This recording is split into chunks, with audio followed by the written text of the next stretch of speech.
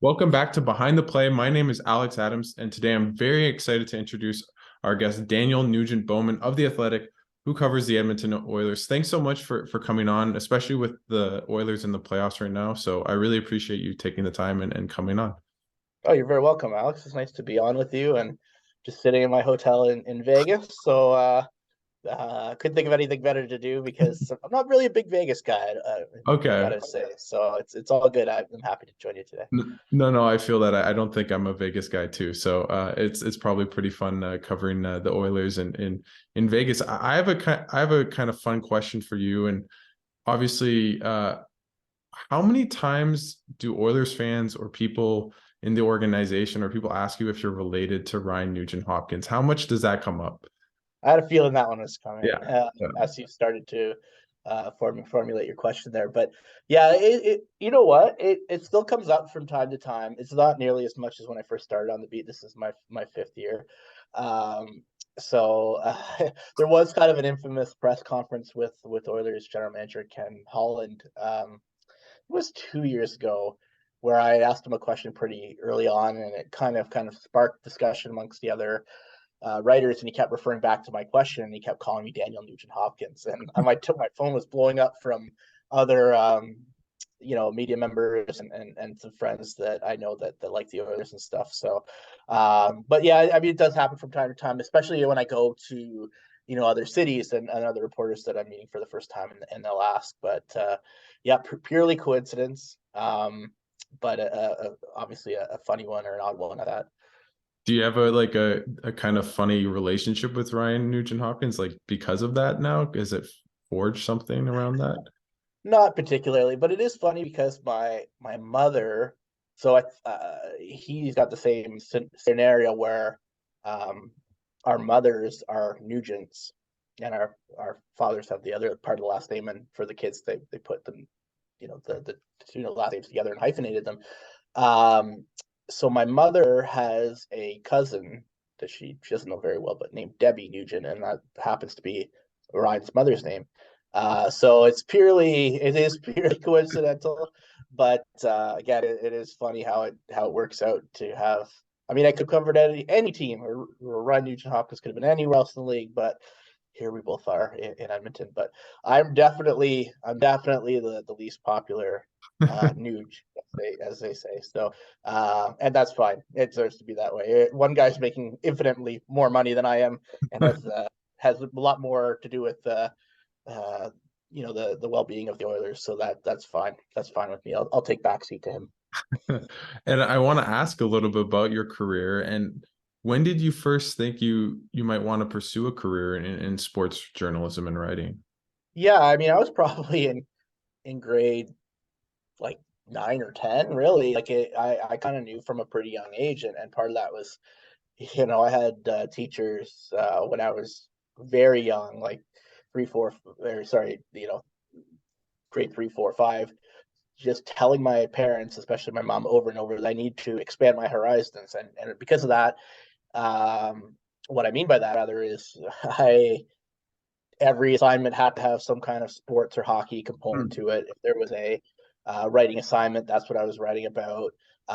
When I came home, it was quickly do the homework and go play road hockey, or I played hockey or baseball or whatever. I wasn't like my wife will say like, "Oh, didn't you play in the dirt or didn't you go on the playground and stuff?" And no, like I was only interested in playing sports. So, but when it came, I'm about 5'8", 5'9" now, and I was pretty much that height when I was 12 or 13. I was one of the biggest kids, and I just kind of stopped growing. And when that happened, it was like, well, probably not going to be a professional athlete, but I did like writing, and I still love sports, especially hockey. So why not combine that? And yeah, I tried to pursue that pretty head on from early on in high school. And it goes again. I had an English teacher kind of cap my. I had the same English teacher in grade 9 or 10 as I did in grade 12. In grade 12, he said you get one hockey assignment that you're going to do, and that's it. I'm not taking any more. So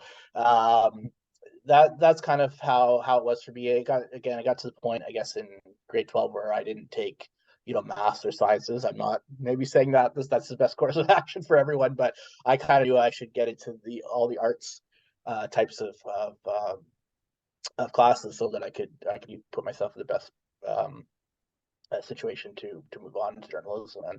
And yeah, I went to the University of Ottawa and Algonquin College in Ottawa. They had a combined program, and graduated in 2009, and pretty much been in the industry ever since. And it's been a wild ride and a good one.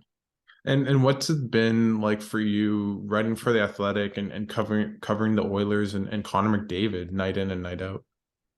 Yeah, he's certainly the most like electrifying player that I've ever seen. And I remember the first time I mean I covered him in the 2014 World Juniors, but he was 16, really kind of miscast in that tournament, playing a lot of wing, playing up and down the lineup, and you still saw some glimpses in practice. But I remember would have been the fall of 2018, I guess, was my first time, when I started on the Oilers beat for the Athletic, and I remember just watching him in practice and was like, "Holy cow!" Like the first two steps are unlike anything I've ever seen, and he's the greatest skater I've ever seen. I did a story with my colleagues Thomas Draisaitl and Dan Robson last year during the playoffs where we contacted a bunch of who we thought were some of the NHL's best skaters. So in the history of the game, we got Paul Coffey and Mike McDano, Paul Correa, Scott Niedermeyer. I know there's somebody else, Mike Gartner, I think was the other one, and they all kind of were talking about how explosive this guy's skating was and how he's the best skater that they've ever seen. It's Paul Correa was saying it was kind of like a cheat code, a video game cheat code, and that's, I know other people have used that analogy too. But yeah, and the thing about Connor McDavid is this year, and I wrote about him recently, before the playoffs. He's really kind of opened up, I think, off the ice in terms of he's a bit older now. He's 26, been in the league for a long time, and just gained a lot more perspective and has some more outside interest than he did before, and seems just a lot more comfortable in his own skin, not only around his teammates and being more assertive as a leader, but also being more comfortable just speaking with the media. The latest example, I think, was after the Oilers beat the Kings on last Saturday, and I think that was maybe the best post-game news conference I've ever seen from Connor McDavid, where he was very eloquent, very thoughtful in his answers, and expansive. That helps obviously when you win a game, but win a series. But I think he has really kind of opened up in a way that we haven't seen before. So not only now are we getting the benefit of watching Connor McDavid, the hockey player, and kind of being able to write and kind of revel in that kind of magic, but now we're getting kind of a little bit more insight from him and being able to tell better stories about him in the process. And when you're writing stories about McDavid and the Oilers, what's your process for writing about them and Connor McDavid? Well, I'm lucky at the Athletic where we traditionally don't do many game stories because we're a subscription-based site, and there's lots of other. I'm not saying it's better or worse, but there are lots of other media outlets in Edmonton that are kind of focusing on the game, and so we're trying to tell either behind the scenes stuff or a different angle, or maybe it's a great column idea, an opinion piece. I don't do that a ton, but in the playoffs we do a lot more of the kind of the nitty gritty in game stuff because it's just so much more important than it is over an 82 game season. But I try. My goal, it doesn't always work out perfectly, or I can't say that I'm able to do it every time, but try to find something a little bit different that somebody else either isn't thinking about, or kind of secondary story that I could blow up into the bigger one, or kind of again try to tell a really in-depth feature, as I think I did for McDavid maybe 2 weeks ago, where people are coming to our site for a reason, and they're paying to have the coverage differentiated a little bit, and that's what I'm trying to provide. So can't say I'm the best on the beat or do it perfectly all the time, but I'm just trying to find a different way to do it, to give people a reason to read my stuff, and especially in the playoffs where there's more media around. There's people are trying to tell more and more of the story of the day, and you try to find something a little bit different to give your readers a little more of a reason to come and read you. You mentioned that you found a different story about McDavid. Can you give me an example where you've done something that may be written about a story that people aren't writing about, whether it's the McDavid story or another that really comes to your mind? Yeah, I mean, I'll give you the example from a couple of weeks ago. I think it was published the day of the first playoff game, might have been the day before. Um, and everyone knows that Connor McDavid just had this unbelievable season where, he led the league outright in goals and assists and points, and he won his first Rocket Richard trophy and another Art Ross trophy, and he's going to win the MVP. Everyone knows that. So I needed to do a big feature on him, and it was kind of like, well, how did he do it? Well, I think a lot of it is people want to focus on the goals, and that was kind of the first touchstone, a point that I had in terms of going about writing the article, and learned a little bit about how he, emulated Austin Matthews' approach. They share an agency, and that helped him. He certainly shot a lot of pucks this summer, and there was the volume was there, but he took a little bit more of a studious approach, I would say, into trying to improve his shot, have a little bit more of a shooter's mindset. But and again, what I try to do is talk to different people, and his mom was. I talked to his mom, Kelly, and she was very helpful for the piece. And again, as I mentioned a couple minutes ago, it was just how she told me about Connor McDavid taking on, kind of developing more of his interests, reading leadership and team and self improvement type books, and taking some finance courses, just kind of being a lot more kind of loving and warm around his family, and finding different avenues to kind of get away from the game on off days. Certainly one of, if not the most driven player in the league, and just really known for wanting to improve, wanting to lead the Oilers to success. But he realized that it can't consume him all the time. And so it was kind of a two-pronged article as to how he actually did improve in terms of the hockey on ice stuff, but also there's a little bit more to it, and you kind of peel back another layer of the onion, which I think led to a pretty good piece. And how do you? I'm just thinking, how do you cultivate or create a relationship with Connor McDavid's mom or anyone else? Like, how do you find sources and relationships for these stories? Yeah, it's not easy. It does take, excuse me, it does take a little bit of time. Um, and this being up my fifth year on the beat, I think I've been able to kind of cultivate a few of those outside relationships. But it's trying to get to know family. And so my first year on the beat, Connor McDavid's agent is Jeff Jackson. I think everyone knows that. And I just went through him to see, could I do a story on Connor's mom, and did a Mother's Day piece on her. And I actually went to their child, it's still their house, Kelly and her husband, Brian, Connor's dad, they still live there. But it was the house obviously Connor grew up in. So I got to spend a little time with her at their house, and she got to know me, and build up a little bit of trust that way. And excuse me, you do it for other people as well. Got to know, say, Jay Woodcroft. He's got the Oilers coach, has got two brothers. I got to know one of them particularly well, and you just try to keep cultivating relationships with family members, and that kind of helps with story. Ask a little bit about the Oilers, and obviously McDavid and Draisaitl have had kind of stumbled in the playoffs a lot, but the past couple of years, at least last year, obviously they made the conference finals, and once again this year they're in the second round. Do you see anything different in this year's Oilers team from past years, and what have you made of their play so far in the playoffs? Yeah, and I think we saw last season that Connor McDavid and Leon Draisaitl really led the team to the third round. McDavid had 33 points in 16 games, Draisaitl 32, and Draisaitl doing that, on one leg for the last 10 plus games of that playoff run after he sustained a high ankle sprain in the sixth game against Los Angeles. And they had some other contributions too, like Vander Kane had 13 goals in 15 games.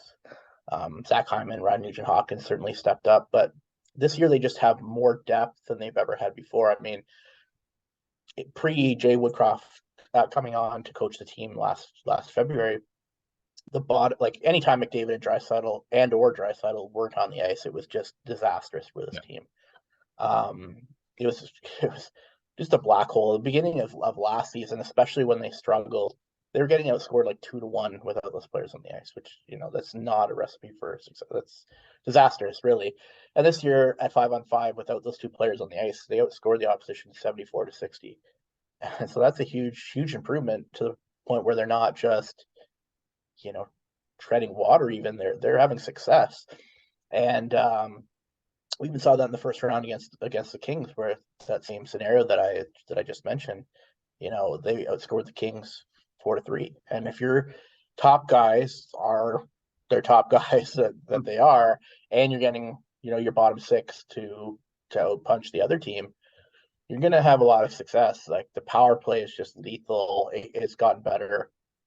I mean, I guess last season it was third, but finishing first the previous 2 years, and this season, been historically the best power play in league history, and they were 9 for 16 against the Kings, so it was about as close to an automatic goal as you can get in the playoffs, and the power play certainly helps. But they're a much better 5-on-5 team than they've ever been. So to me, it's going to come down to them staying out of the box. They've shown to be a little bit undisciplined, and their penalty kill hasn't been all that great. And goaltending matters so much. And Stuart Skinner, for as well as he played during the regular season last year, just wasn't quite at that same level. Obviously, getting pulled there, especially in Game 4. But goaltending is going to matter, and staying out of the box. And as long as they can do those two things, I really like their chances of having a nice long playoff run this year. And with that, like in your mind, like it seems as though the playoffs are wide open now. Obviously, Boston, Tampa, Colorado, like all the teams that have won the cup, and obviously Boston, who had the historic year. Mm-hmm. Are they the favorites to win the cup right now in your mind? Like, are they in pole position? Pretty close to it. I mean, the betting favorites are Tampa and Toronto. And Toronto obviously just lost the first game um, of their series against Florida the other night. But yeah, I mean, I had them going to the cup final before the playoffs. I really see no reason for me to change that vote. I think they're the road team against Vegas in terms of yes, the lower seed. I think they're the favorites against Vegas. Dallas, should they play Dallas, would present a bit of a challenge.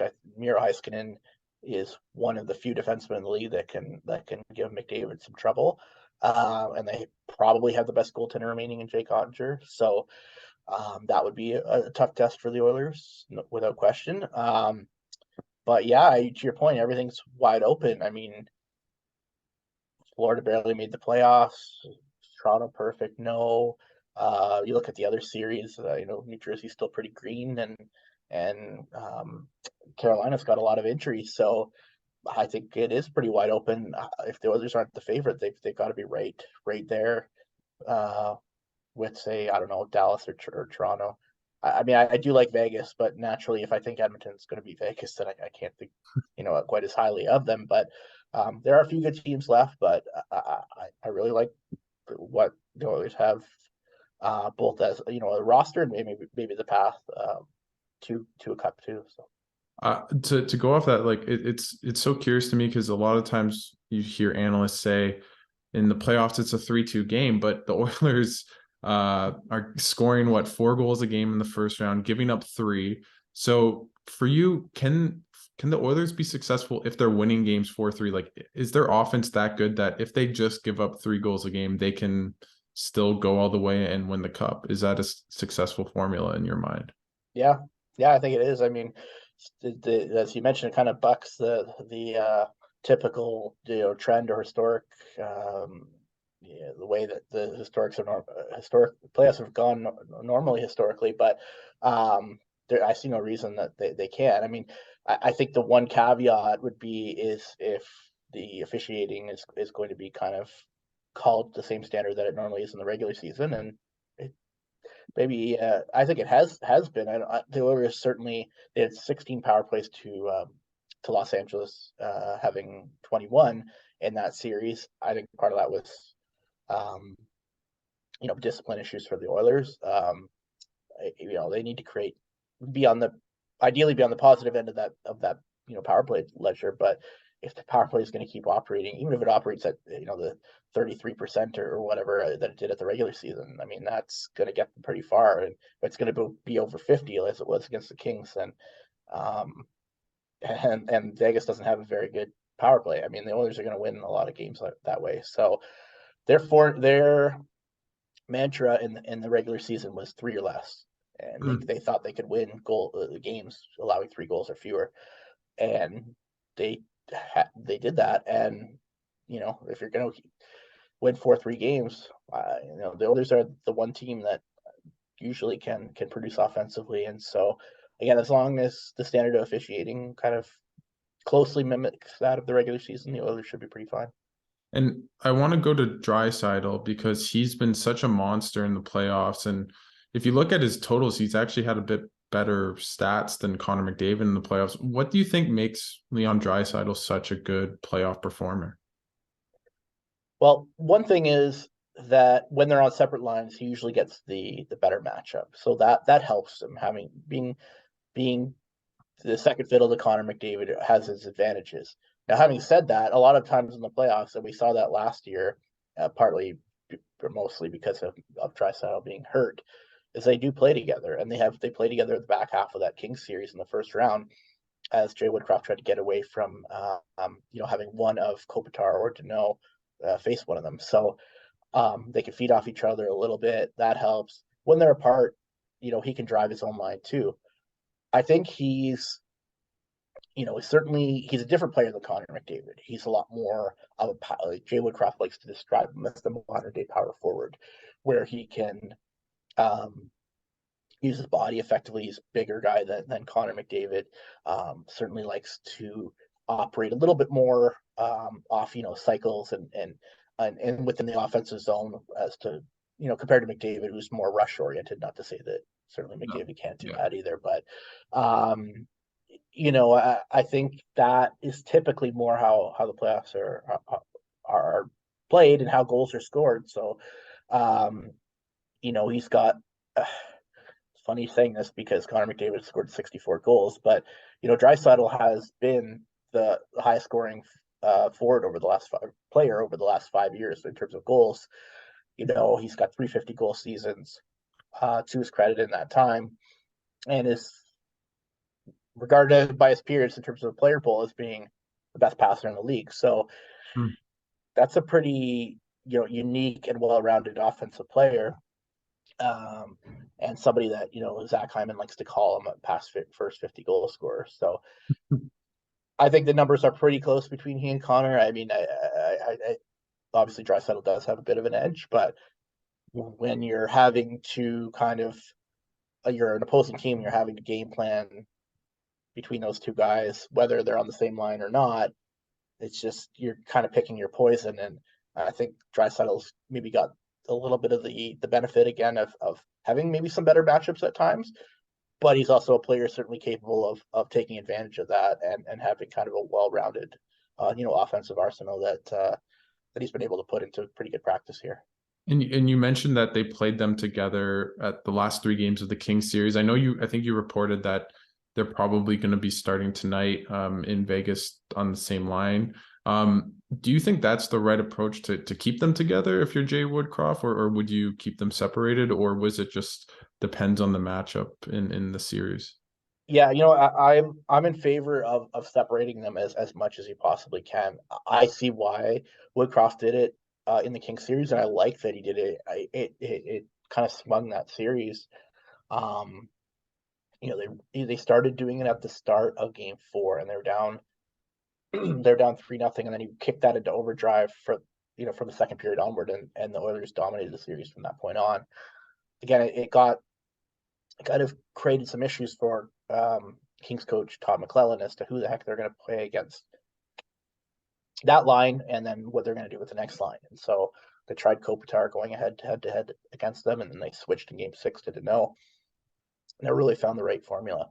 And So that helped in that series. But again, I think ideally you're separating them, and then you're you know what those two guys can do, and you can play that, that trump card later if you need it.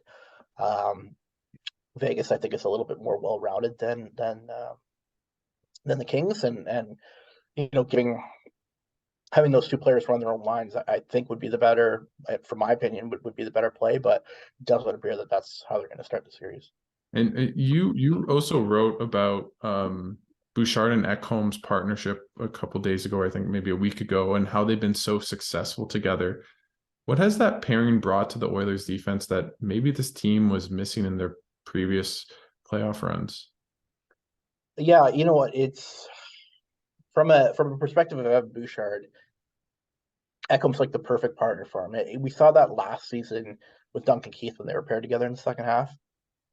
But Ekholm is a better defender, younger, more physical. He's a better version of Duncan Keith at that point in Duncan Keith's career. We're talking about a 39 or No. 38-year-old Duncan Keith.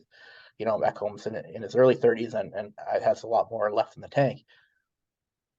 And it frees Bouchard up to do the types of things that he's good at, moving the puck, maybe jumping up in the rush a little bit. Certainly getting Ekholm had the other kind of effect that it cost them Tyson Barrie in that trade. And now from that point on, Bouchard's been able to run the power play, which gives him a lot more confidence. Like he's went through some stretches, this season where he didn't produce much and didn't score. And I was kind of draining his confidence a little bit. And, now he just gets those offensive touches more, which again suits his game. But it also, you know, it kind of it rounds out that already amazing power play. It just gives him another weapon where it's not that Tyson Barrie couldn't shoot. I mean, he has a pretty good shot. But he was a better, he's a better facilitator of the puck than Bouchard at this point anyway. But Bouchard certainly has a heavier shot that than Barrie, and is not afraid to use it too. So it just gives that power play just another dimension that it didn't have. And it's that trade has worked out so well for Bouchard, but for the Oilers too, because now they really lacked the second pair after Duncan Keith retired. They were using Barrie and Bouchard a lot, or sorry, Barrie and Brett Kulak a lot, which was a third pair for them last season. Very good third pair, but they had to be elevated. They didn't have a really concrete spot for Bouchard, who should be a top four defenseman at this stage of his career. And now they're able to kind of put him with Ekholm, and those two guys, they go together so well because they complement each other's skill sets so well. Mm-hmm. And you mentioned about Bouchard and the power play, and we talked about it briefly, but their power play has been so good this year and so historic. What do you think has made this power play basically the best of all time, at least statistically, compared to previous years when they had McDavid and Draisaitl? Yeah, I mean, the power play has always been very good to elite. I think like the power play did take a tiny step with Bouchard running it compared to Barrie. Not much that it's anything really to write home about, but it's just every player on that power play is a weapon. They call it street hockey, where they're kind of going around and trying different things. But every player kind of has a different role where, Ryan Nugent-Hopkins can be the bumper. He can play on the left side. McDavid could play anywhere on the ice. He's just this ultimate rover going around. Draisaitl can pass from either side, go on either half wall. Draisaitl can score from really the top of the circle to below the goal line. Now you have Bouchard on the point with a shot. They got Zach Hyman in front of the net, and those four forwards had 15 goals each, which was the first time in NHL history that the teams had 15 goal power play scores. So it just kind of speaks. I mean, everyone does something. Everyone does more than one thing. Maybe not Hyman, who's usually in front of the net, but they all have a role, and you never know what that role is going to be. So if you're the opposition trying to game plan for it, yeah, they have their set plays. McDavid to Draisaitl for a one timer, or Connor McDavid kind of looping down from the blue line and kind of walking into a shot, or they have some set plays, but you never know when they're coming because they can do so many other things too. And then there's the ultimate kind of wild card of, oh, Bouchard's going to carry the puck out of the zone, drop to McDavid, and he's going to start flying with one fewer player on the ice for your team, so they can create off the rush too. So it's I wouldn't want a penalty kill against the Oilers power play, but it just speaks. I mean, they have all these guys like in their prime doing different things on the ice, and it's it gets to the point where I said earlier, where Kings series 9-for-16. They play Vegas obviously in this series, and the last time these teams played on March 28th, Oilers were 3-for-3, and it just looked like they were going to score on every power play. So, if Vegas wants to take penalties, that's the one way I can see this series being a short one, where the Oilers just dine out on the power play early in the series. But it's a very unique power play, and certainly best in the league. And you and Jesse Granger, I think today, wrote a little bit about the preview of the Knights versus Oilers series. And I just want to know, what, as an Oilers fan, should Oilers fans be most worried about with the Oilers playing the Golden Knights? Like, what should they be fearful of? I think it's Vegas's forecheck. They're a very good forechecking team. The Oilers do have some guys who can move the puck. Ekholm, obviously Bouchard. They have Nurse and Kulak, who would say are more skated out of trouble. But I don't think they're the best puck moving, defense core in the NHL. So if Vegas wants to kind of get on the Oilers defense and hound them a little bit, that could create some issues, I think, for the Oilers. I would say Vegas, if you're looking at their forward core as a whole, maybe would have, better depth 1 through 4 in terms of the lines. But again, I think that's overblown. I think Edmonton's forwards, especially, I talked about earlier, where their depth is now, depth guys are now scoring the opposition's depth. I think the Oilers can punch with Vegas in that regard. So, but certainly I think they pose a little bit more of a threat. Vegas does than Los Angeles in terms of their full four forward lines. Like, Los Angeles really didn't have a fourth line that Coach Tom McClellan could trust. You could see that throughout the course of the series. So, but yeah, I mean, the goaltending is the other issue, where I think Stuart Skinner's got to step up his game. But on the other end, the Oilers should be able to get to Laurent Brossoit. He's a former backup here at Edmonton. Certainly not a guy that has a lot of cachet around the league, and is not regarded as a top goaltender in the league. Certainly deserves his full marks for winning a series in 5 games against Winnipeg. But an Oilers team with this offensive firepower and an offensive depth at the power play shouldn't be too fearful of Laurent Brossoit. So again, I think it's Vegas's their forecheck and maybe their offensive depth, combined with some defense that like to get into the rush. Those are the factors I think Oilers and fans should be a little bit fearful of anyway. And do you have a prediction in the series? If gun to your head, who do you think is going to win, and maybe in how many games?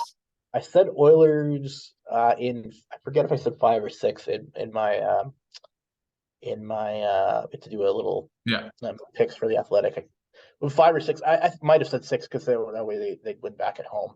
I like Edmonton. I mean, I think they're the better team, hotter team. Like, they haven't lost in regulation since March 11. Now, playoff loss, you don't get any points for playoff overtime losses, and they lost 2 of those. So, against the Kings, that is. But I just think they're the better team. I think they've got certainly more firepower, and Vegas' special teams are pretty bad. And when you combine that with the Oilers power play being what it is, I think, especially if Vegas is going to take some penalties, then the Oilers should have the clear advantage there. So it'll come down to the Oilers withstanding Vegas' forecheck, and if they do that, I think they'll be all right and move on to one of Dallas or Seattle. And so I know you probably had a Stanley Cup pick. You mentioned that you picked the Oilers to go to the Cup. Right now, the second round just began. Who's your Stanley Cup pick, and who do you have winning the Stanley Cup? Right now, I would see, going into the playoffs, I said Edmonton would get to the conference final. I can't remember if I said they would win. I know that was my pick going into the season, that they would get to the cup final. In At the beginning of the season, I had Edmonton, Carolina. I can't remember. I think I said Boston heading into the playoffs. Right now, I don't know. I grew up in Toronto, and I know where The Leafs always seem to find a way to blow it somehow. But man, an Edmonton Toronto Stanley Cup final would be kind of steroids for Canadian hockey fans. Maybe what would be most intriguing is, fans of like Calgary or Montreal or maybe Vancouver, teams, cities that hate both the teams, and you're kind of like, oh God, what do I do here? But yeah, can you imagine, Connor McDavid, the Toronto, Newmarket Toronto kid, going home for those games, best player against the player that a lot of people in Toronto like to think of as the second best player in Austin Matthews. But yeah, I mean, I would think Toronto's got to be the favorite coming out of the East now. I know, even though they lost game one against Florida. I don't know if New Jersey quite has it yet, and certainly Carolina. I really like Andrei Svechnikov, and for him to be out, and now Teravainen and Pietrangelo is gone for a lot of the year anyway. But to lose some of these guys, like, those are tough injuries to withstand over a full playoff run. So health is going to matter down the stretch. But I mean, right now, I got to think it'll be Toronto and Edmonton in the Cup final, which would be pure bliss for Sportsnet and for Canadian hockey fans. And beyond that, I'd have to think about who would win that series, but it would certainly be one for the ages in Canada. Well, I definitely hope you get to go home and cover a Leafs Yeah, Leafs Oilers final. I think Sportsnet would just be broken after game one or something, just with all the fans wanting to watch it. And thanks so much, Daniel, for coming on. I just for the listeners know, I did pick the Oilers at the beginning of the playoffs to beat Boston. So my Boston pick didn't look very good, but definitely happy. I'm cheering for the Oilers as a neutral in the playoffs. I first want to get lastly, I want to give you the floor. Is there anything you're working on going forward that people should know about or keep their kind of eyes and ears open for from you at The Athletic? Just a day-to-day kind of playoff coverage at this point. It's a little bit tougher to work on features at this time of year because things can change so fast and seasons can end quicker than you think they might. So yeah, just the day-to-day coverage. Because we've talked about it a few times. I encourage people to go back and look at that Connor McDavid feature I was talking about from a couple weeks ago. It was on our A1 page, so that might be the easiest way to find it. Yeah, and just continue to follow along, various ways if you like for my playoff coverage. We found at Twitter at DNB Sports, and of course on the Athletic as well. And happy to have more people reading. So I hope people do. Well, thanks so much. I'll definitely be reading your articles, and I hope again that it's a Leafs Oilers final and you get to cover Stanley Cup, because that'd be pretty cool. So thanks, Daniel, so much for coming on and taking the time, especially with the Oilers in the playoffs. So I really appreciate it. Oh, you're welcome, Alex. It was a pleasure speaking with you. I hope I was able to enlighten you in some way, but if not, then I'm glad we had a great talk anyway. No, you definitely did. Thanks again.